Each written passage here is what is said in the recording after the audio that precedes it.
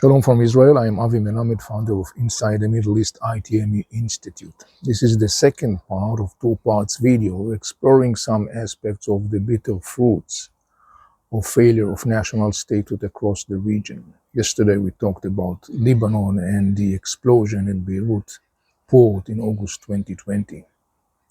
Today we'll talk about another Arab state, and this is Iraq, a 40 million people state considered to be one of the most wealthiest states in the sense it has huge amount of oil and gas.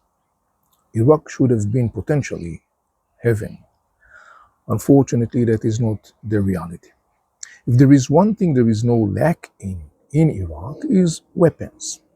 Weapon is very scattered. However, what is deeply lacking are services, all kinds of services. Here is one interesting and significant example. Water.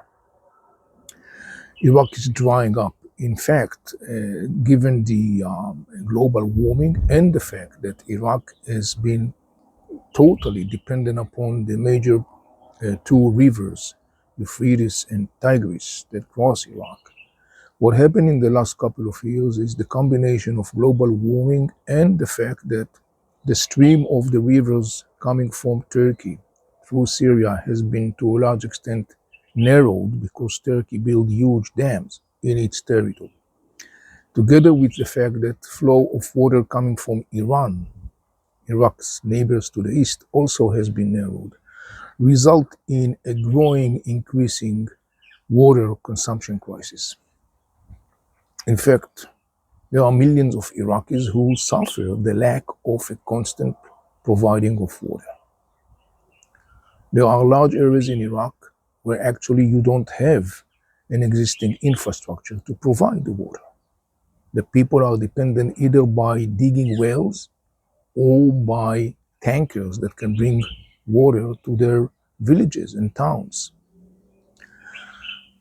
The crisis of the water in Iraq sparked, as you can understand, an enormous anger and frustration.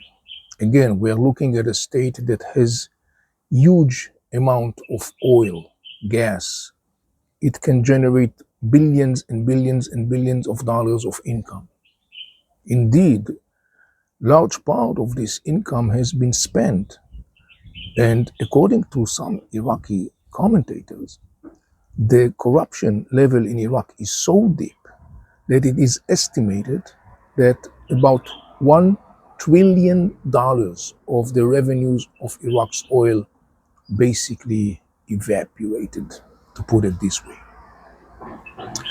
This is an example of how deep corruption results in a dire reality in a place that could have been and should have been prosperous.